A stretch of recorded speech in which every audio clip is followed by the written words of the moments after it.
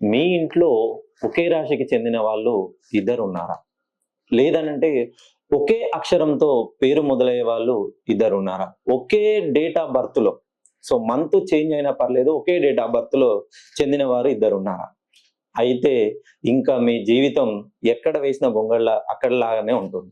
వాళ్ళు ఒకే రాశికి చెందిన వాళ్ళు ఇద్దరు ఉండడం వలన ఒకే ఓరలో 2 కత్తులు ఎలాగైతే ఉండవో మీ ఇంట్లో కూడా ఎప్పుడూ కుటుంబపరమైన కలహాలేనండి. సో భార్యాభర్తలకు గాని, తండ్రి కొడుకులకు గాని, తల్లి కూతుళ్ళకి గాని ఎప్పుడు ప్రతి చిన్న విషయానికి వాళ్ళు యుద్ధానికి సిద్ధమా అన్న రేంజ్‌లో ఎప్పుడు మీతో గొడవ పడుతూనే ఉంటారు. ఫర్ సపోజ్ మీరు ఈరోజు ఇక్కడికి వెళ్ళొద్దు, ఈరోజు ఇంట్లోనే ఉండు అనంటే, నా ఎదుగుదలను నువ్వెందుకు ఆపుతున్నావు అని మిమ్మల్ని ప్రశ్నించేంత స్థాయికొస్తారండి. ఇది వాళ్ళ దురదృష్టమో, మీ దురదృష్టమో కాదు. ఒకే ఇంట్లో 2 రాశుల ప్రభావం ఉండడం వల్ల మీకు ఎప్పుడు ఆర్థికపరమైనటువంటి సమస్యలు విపరీతంగా పెరుగుతుంటాయి. మీరు ఒకసారి అబ్జర్వ్ చేయండి. మీ పిల్లల్లో గాని, మీ వివాహం కాకముందు మీ ఆర్థిక పరిస్థితి ఎలా ఉంది?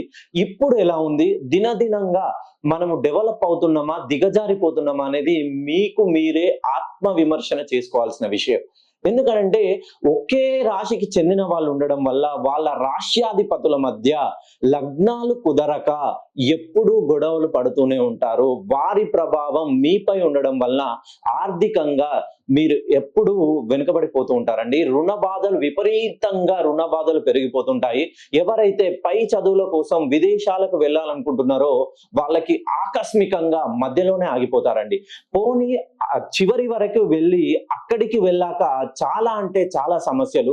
ఉద్యోగం సరిగా రాక, మంచి యూనివర్సిటీలో సీట్ దొరకక, లేకపోతే మంచి ఫెసిలిటీ లేక, ఏదైనా జాబ్ చేస్తామంటే అనుకూలమైనటువంటి సమయం లభించక ప్రతి దగ్గర అవమానపడుతూ వాళ్ళు చాలా మనస్తాపానికి, మనోవేదనకు గురవుతారండి.